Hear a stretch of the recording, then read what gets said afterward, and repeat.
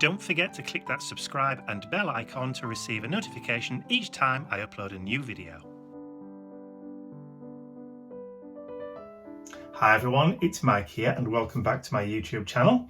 So it's time for a new YouTube video hop art collaboration with Gina Ahrens in the United States and Bea Grob over in Switzerland.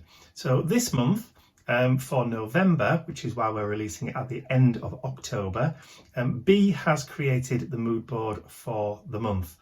So I will turn up to my overhead camera and show you what I'm about to create using the mood board that Bea's created. But don't forget, you can join us over in our ArtsyTrio Facebook group, where you can also participate and create something if you wish to using the mood board that we've created. So without further ado, let me turn over to my overhead camera and show you the mood board.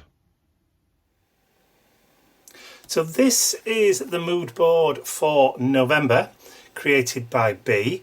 So as you can see, we've got some vintagey kind of elements, some faded hydrangeas, some nice kind of handwritten text, some nice textures and some muted colours. So I'm going to be working in my big 12 by 12 scrapbook journal that I started to use just for these collaborations with Bea and Gina. So looking at this, I had to go through my collection of paints and try and pull out colours which were similar, because I don't have anything which is exactly the same as these kind of colours that are in there. So my palette for this art journal page is going to be Dina Wakley Media Fuchsia. So that's going to be kind of this sort of colour. I've got slate grey for kind of like this colour. You can see the greys are in quite a few of the photographs. For the yellow, I've got ochre, so true ochre from Americana, Deco Americana. And then I've got, or I'm allowing myself, white, dark chocolate and black. Now that's so that I can lighten or dull down some of the colours in that kind of palette. Looking at my inks collection, I've got Victorian Velvet, which is kind of that dusky kind of pinky colour. There's Weathered Wood and Pumice Stone for the greys as well. So there's something there to go at to kind of keep that palette as it is. So faded memories. So we're looking at history, we're looking at nostalgia, we're looking at memories, photographs, that kind of stuff. So what I've done is I've gone through my collection of bits and pieces and I've found some Dina Wakley collage paper. So I've pulled out this one with the Gothic windows on. There's also this sheet as well, which has got typography. So we've got handwriting on there. So that's going to be, I may choose one or two or a couple of these just to put into the kind of background. There are some white versions of these, but I've never used them. I've never used the white. I've never actually experimented to see how the white collage paper works with the white print as opposed to the black print. So that's one thing I might have to experiment with. And I can't find any videos on YouTube of anybody who's experimented with the white pages. So, okay, so for me, faded memories start off with architecture. So I've found these images of, this is a blueprint for a Victorian mansion, which I love. If I had the money, this is the sort of house that I would build for me. Particularly with that circular master bedroom. Love it. So that's going to go in the background. I've also got this kind of architect's drawing, or a drawing of a Gothic window. So again, kind of like Victorian kind of Gothic-y feel to it. So, and I've torn them so that I've got that feathered kind of edge, so that when I glue them down, it's going to, well, hopefully it's going to disappear off into the background. So that's going to be my first step, is to stick those two pieces down into the background. So I'm going to need a brush, and I should have got one out earlier, but there you go. Oh look, I've got loads just sitting there. Don't know what I've got out half the time. Right, and I need some matte medium, so Matthew medium. So let's chuck some down on the page. And again, I don't really mind if there's any bubbles or wrinkles or creases in this, because it's just going to add to that kind of authentic, he says, the authentic kind of feel of it being old, he says. Okay, so let's just splash some of that around, move that over to that side there, so that when I stick my paper down, I've got some to play with. I'm going to just bring that feather kind of decal edge right up, start in the middle and work my way out. There we go. That kind of helps to eliminate any kind of bubbles or wrinkles that you may get. Go over the entire lot, and then we'll do this bit again. Let's put some over there, because this stuff dries real quick. So do that, lay that down about there, and then bring this back in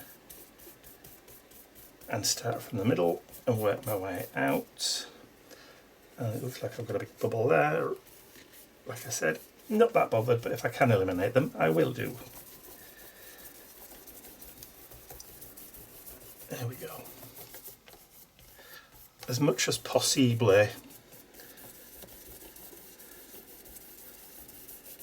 Okay, so that's that. So I'm going to do the unusual thing now of adding my main focal image down on the page straight away. So I've got a very old vintage photo of a rather charming family. And I'll just splash some of that medium down, and they're going to go there. So I don't know who this family is. This isn't my family, but I just thought it's a nice photo, a nice spread of generations when you look. Or it could just be one family. So dad, mum, 3 sons and 2 children, or 2 girls. Could be. Who can say? So as you can see, when I've ripped, I've feathered the edges so that it kind of disappears off, and where it goes over the image behind it, it kind of lets it show through a little bit. It's not just a straight edge. So I'm kind of happy with the way that looks. Right, I want to dry that off. So that's my first layer. Okay, that's all nice and dry. So for my next layer, I want to bring in some texture. So I've dug through my collection of stencils and I've pulled out this old beauty. So this is the bricked stencil from the Crafter's Workshop, and I don't think I've used this particular one for quite some time. So I'm going to grab some texture paste or structure paste, whatever you want to call it, whatever you want to use, and I'm just going to scrape it through.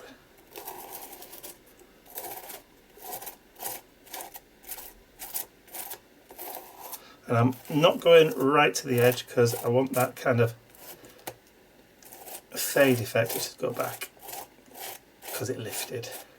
And I'm going to try and just bring it as far down as I can, just drop a little bit more there, so that maybe it just comes over a little bit onto the photographs.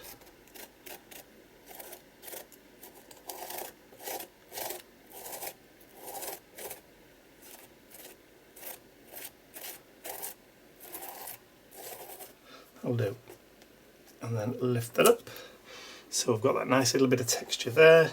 And then over here I can bring it just that little bit further up, just so it starts to come up over our family members' legs. So if I just push down there, drop it about there, then I can just pull it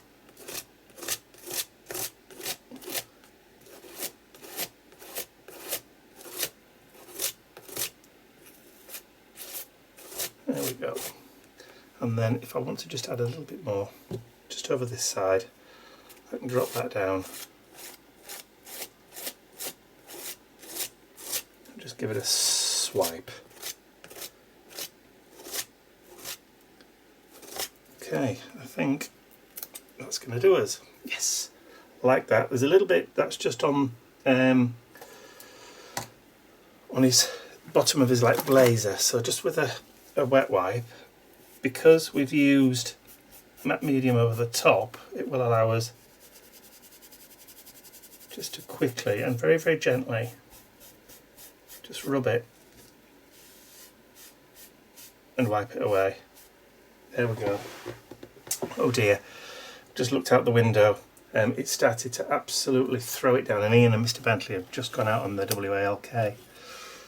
So they're both going to be completely and utterly soaking wet through when they come back. Whoops. Right, stencil. I need to get it cleaned, so I need to do it straight away. So while this is sort of drying on its own, I'll nip into the bathroom and give this a clean off with a toothbrush, which is what I like to use. Ian's normally, haha, but don't tell him. And obviously clean the spatula as well. So I'll be right back. Okay, so spot the deliberate mistake. I forgot the collage paper, but never mind. Instead of using Gina Ahrens collage paper, I'm going to use Gina Ahrens clear gesso instead. So what I want to do now is just go over pretty much everything. I don't really need it on the texture paste because that's rather absorbent anyway, but I'm just going to go over just so that we've got a nice sealed coating right the way over, because I don't want to start moving colours all over the page. So better safe than sorry. And I don't know if there are any gaps in the matte medium that I didn't manage to catch, because if I have left any gaps in the matte medium, as when I was putting it down, and there's like bare paper just showing through, then the paint that I put down or any colours that I put down afterwards will react differently to the surface that has got the matte medium on it. So just going over with the clear gesso is kind of like just evening it all off, kind of giving yourself a level playing field, so you know that whatever surface that you're going to be putting your colours onto is kind of going to react similar and the same right the way across. So there we go, that should do me. So once again, give that a quick blast with my heat gun and I'll be back. Okay, so let's just give it a tip, see if there's anywhere that's still shiny. Doesn't look like it, but also I'm just going to do the quick touch test, and if there's anywhere that feels even the remotest bit tacky, it means it's still wet and not quite dry, but I don't think there is. It's warm, it's very warm, toasty, but not wet. So there we go, we're ready, I think, to start adding some colour. So to start off with then, I'm going to bring in the DecoArt Dark Chocolate. Ooh. Just get rid of that. And then just pour some down onto my work mat. Add some water. Grab a brush. I need some kitchen towel just to kind of dry that off. That'll do. And then just mix that water in with the brown. And then I'm going to paint it over the brick. Like so.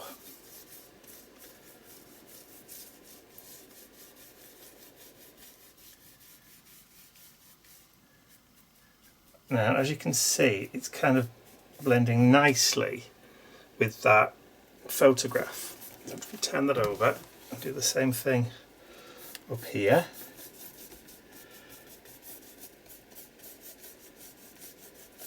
When I was getting the photograph ready for printing, I brought it into my photo manipulation software, my Adobe Photoshop, and I tried to match as best I could the colour from Bea's Moodboard, but instead I couldn't match it at all, as much as I tried to.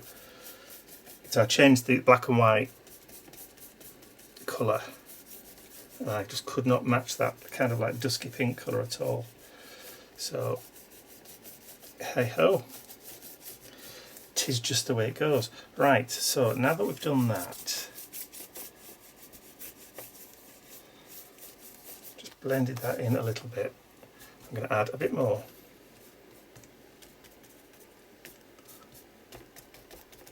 And then I'm just going to do a bit of spritz of water, because I want some of it to pool.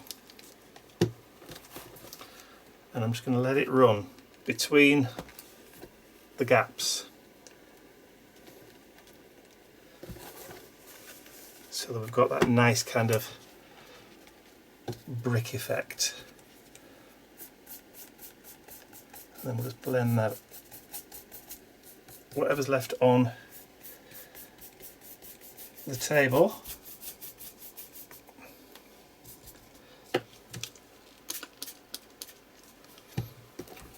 Just see if we can bring some of that down. That's it. That's better.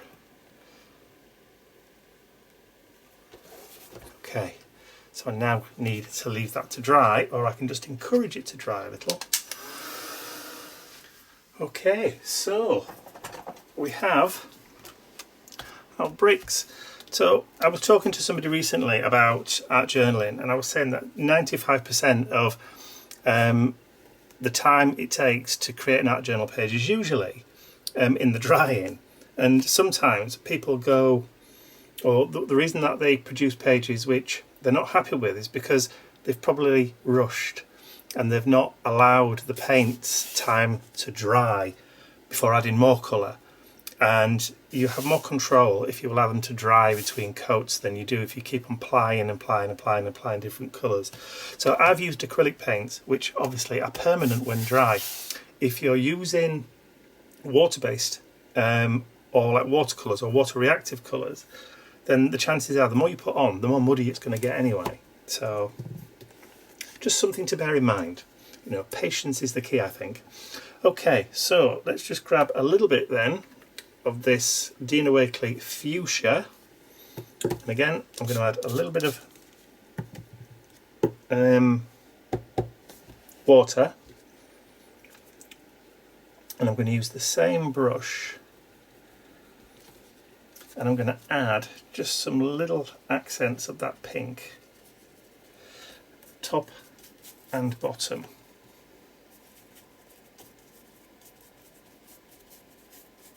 Now bearing in mind, because we've let the brown already dry, it isn't going to be reactive again. So it's not going to mix with the pink. The pink is just going to sit on the surface.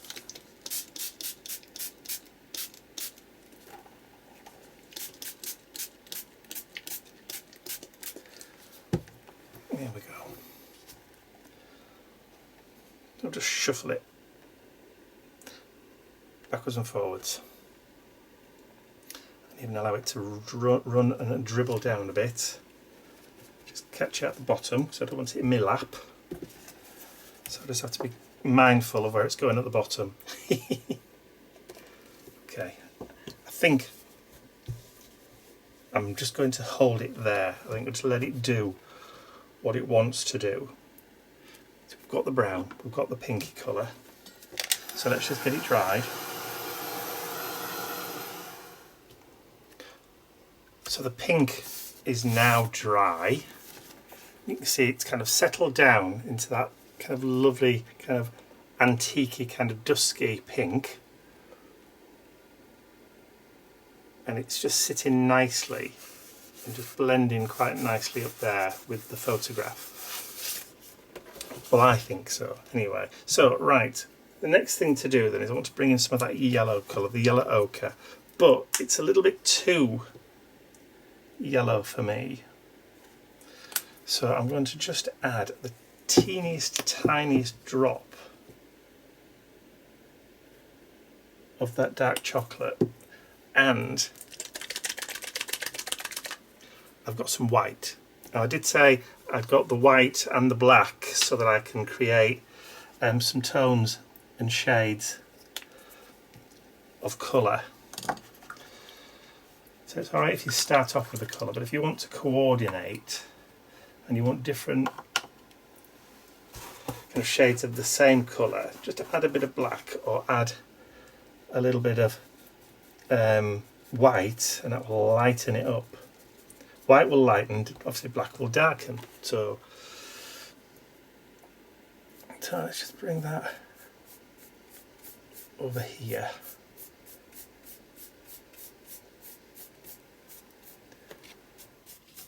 And I'm just dry brushing just in that corner, and it's catching the brickwork. So now we've got three kind of tones, or three kind of values of different colours on that brick. So we've got the brown, we've got the pink, and we've kind of got that ochre yellow.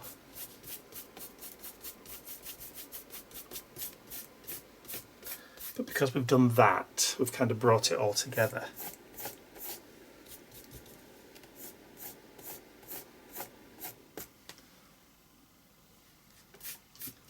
There we go. And then we can just bring that down just over the photograph, just to bring the outer, or the in to the out, or the out to the in, if you like.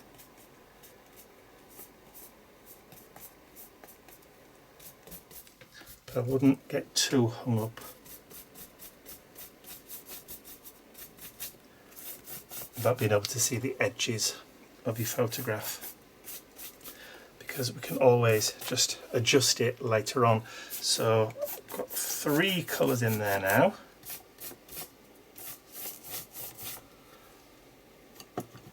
And I'm kind of happy with that. So let's go back to the dryer.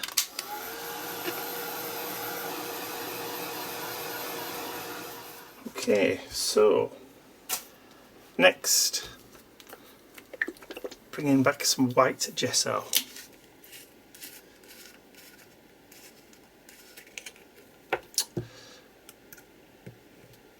That's it, get back in there. Right, I need a smaller,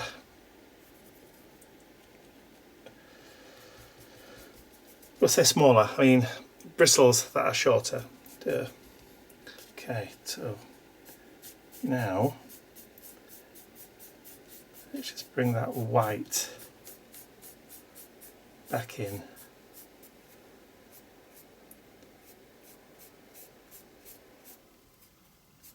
And we can start to just diffuse those edges again, just to pick up a bit of that colour. Or not back that colour, I should say. I'm that busy concentrating, I'm forgetting my words. What I'm trying to say. That's falling off that bit there, look. Let's push it back down into the lid, that's it. So I'm just trying to catch just the tops of those bricks.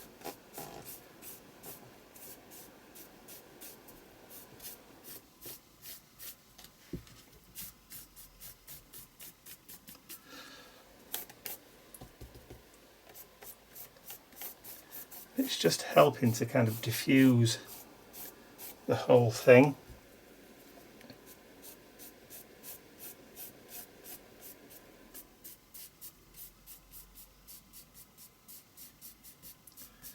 And where we've got the kind of matte medium, or the clear gesso that we added earlier, the white gesso is actually picking up on the brush strokes.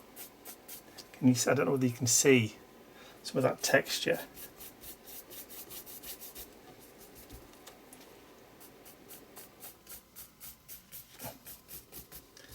It's actually, as it's drying, it's kind of disappearing slightly.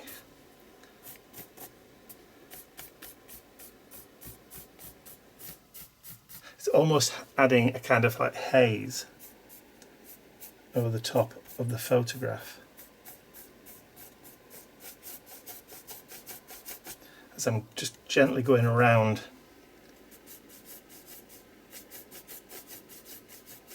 but I'm not trying to obscure any of the people in it.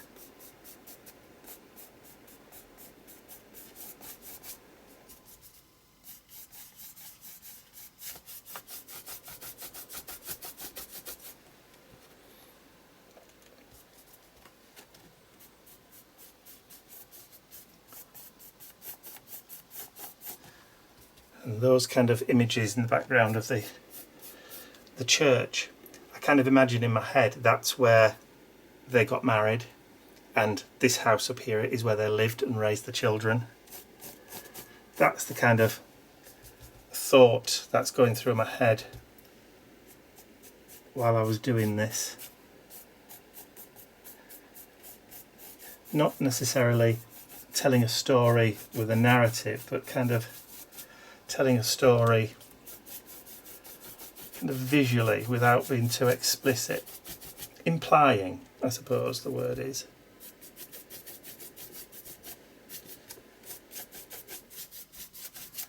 It just helps to soften the edge of that photo.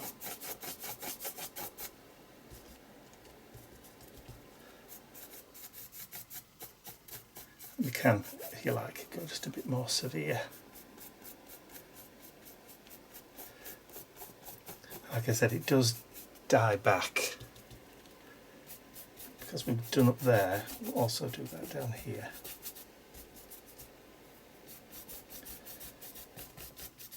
Maybe a bit too harsh there.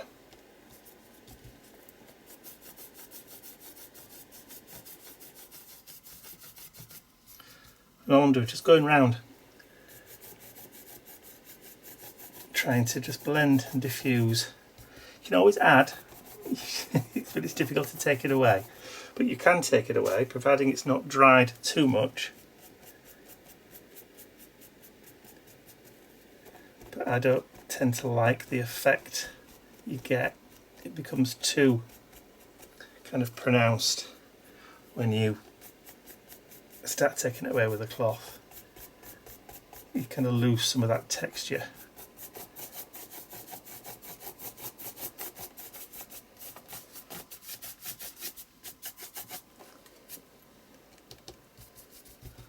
Keep on going, just keep building it up, because remember the theme is faded memories, so it's okay to start diffusing and losing some detail.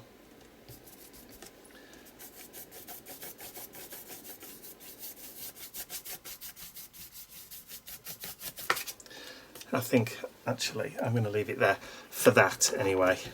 So, but because we've dry brushed, that's going to dry really quickly. So I'll just clean up that mess, just give it a once over with the heat gun, and then I'll be right back.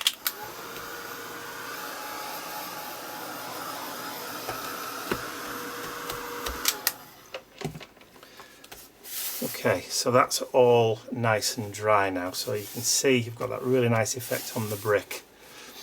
Just hints of that pink and hints of that yellow showing through, and then the darkness of the black showing underneath all that. But I do think that maybe the photograph is a bit too stark. So I am going to bring that gesso back in and really gently get a real sort of dry brush, and this time I'm going to go over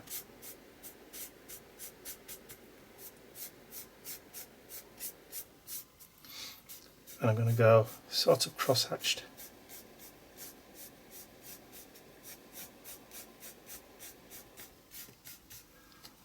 Just gently I know the camera is probably not necessarily picking this up fully, but you can see now where it's more diffused.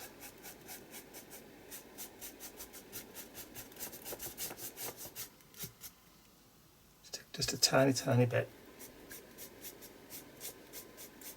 I'm trying not to necessarily go over the faces if I can avoid it.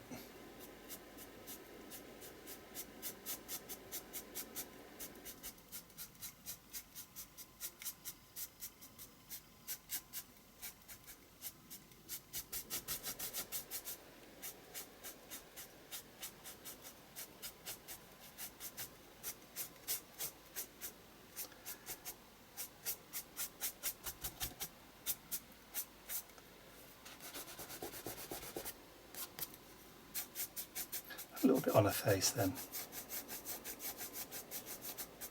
There we go.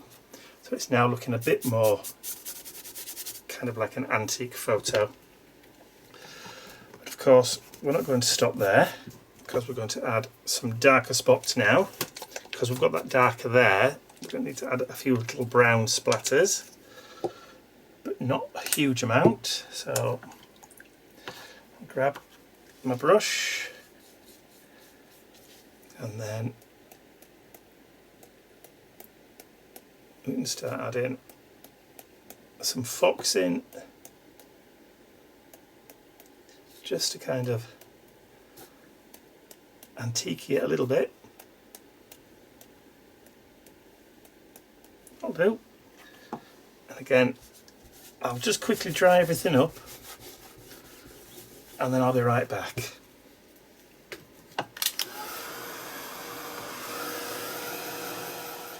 Okay, so that's all dry now, so I just need to add my little quote, and I think I'm going to use this one.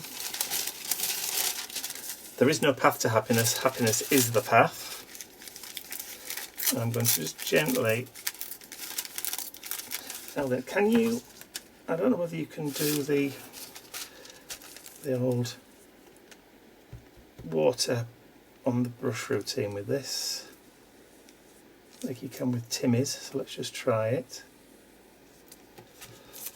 Does it work? It does, in a fashion. Perhaps I should have left the water a bit longer.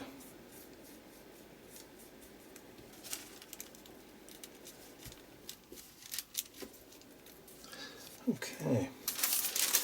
Move that out of the way. So I'm hoping that this will, if I just go along the edge, I may be able to just diffuse that edge a bit more. So I'm hoping that when this gets wet with the matte medium, it's going to disappear, he says.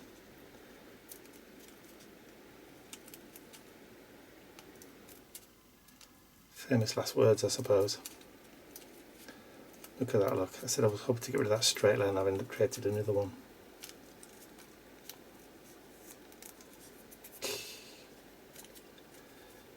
What a buffoon.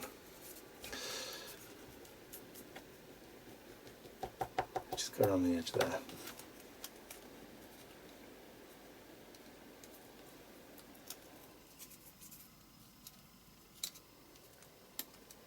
Just nip it off.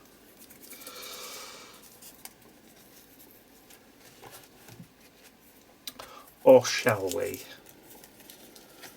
put that there? I think we'll put it there. I think it's light enough for us to get away with it. Okay, so let's just grab a brush. Little one, that'll do. Give it a clean, give it a wipe. And we're fit for action again. Right, let's get some matte medium. This time put it down on the mat. I'm only going to get one stab at this, I think.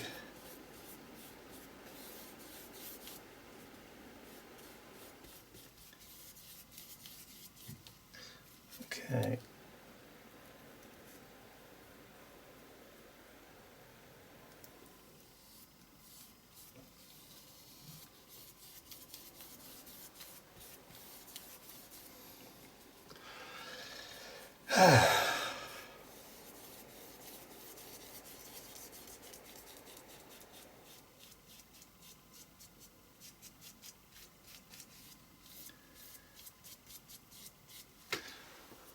There we go.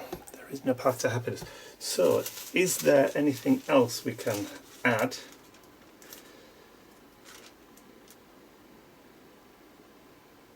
I don't want to go over the top with it. Although I do kind of like that William Wordsmith quote as well. Fill your paper with the breathings of your heart. There is no path to happiness. Happiness is the path. I think we'll have that one as well, the William Wordsworth one. So let's see if we can do this real quick without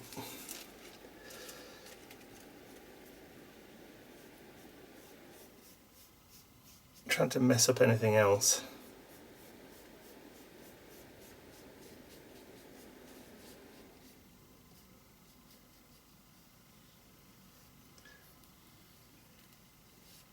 I think because the paper tends to disappear, you can still see it a little bit, but not a huge amount. So let's just be real careful. There we go. Just pull that off there.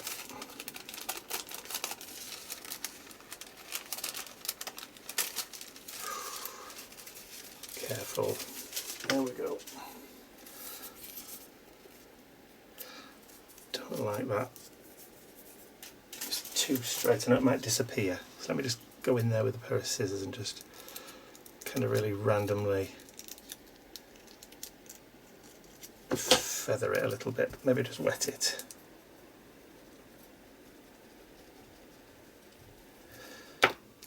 Okay, and then I just get my nail on the end and just pull the fibres apart a little bit. That's it. That should do. Okay, so let's grab the rest of that matte medium and then put a big dollop on there, and then we can I think Mr. Bentley's escaped upstairs.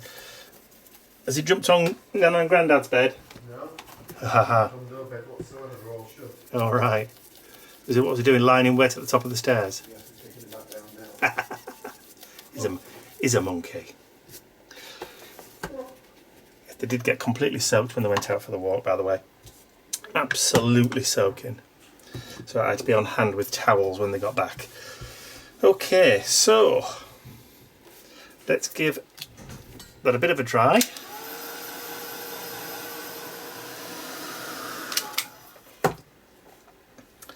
And I think that's it.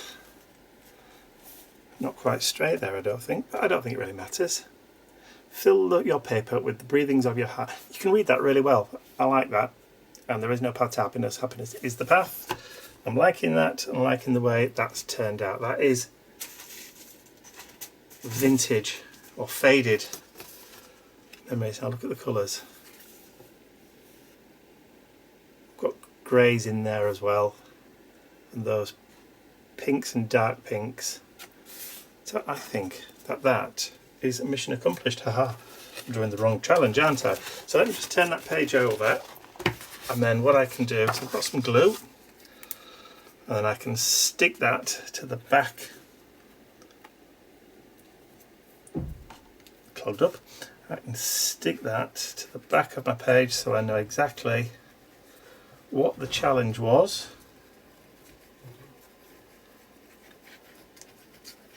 When I look back and maybe do a flip through at the end of the journal. There we go.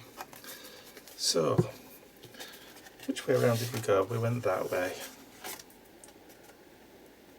Stick it in the middle of the page.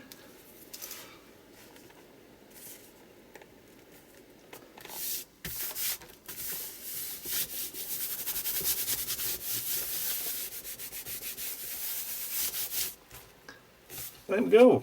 So, mood board number 1, mood board number 2. Now, did I sign and date the other one? I can't remember whether I did. I did sign and date the other one, so we shall do exactly the same thing again. So this time I'm going to sign it over here. And today is, I believe, the 20th of October. So you'll be watching this next week. I'm getting ahead of myself. So I hope you've enjoyed watching me create my art journal page for the ArtsyTrio challenge for November. So I really look forward to seeing what all you guys create using Bea's mood board for this month. So I hope you've enjoyed watching my video. If you have, please remember to give the video a thumbs up, share it with your friends, and if you haven't subscribed to my YouTube channel already, you can do so by clicking the button at the end of the video. But don't forget, if you want to join us in our collaboration, because it's not just all three of us, you are also invited to join our ArtsyTrio Facebook group and have a go at doing the mood board challenge yourself, and then you can just show us what you've created and being inspired to create from that mood board. And we're doing this every month, so come along and join us and share what you've created. So that's all from me for now. I will see you all again very, very soon, but don't forget, you can jump into the description area below my video and then I'm rambling now, aren't I? And where there are links to Bea's video and Gina's video too. So it is a hop, so you can just click between all three of us and watch what we've done with the same prompts. I'll show up now. That's all from me. Bye for now.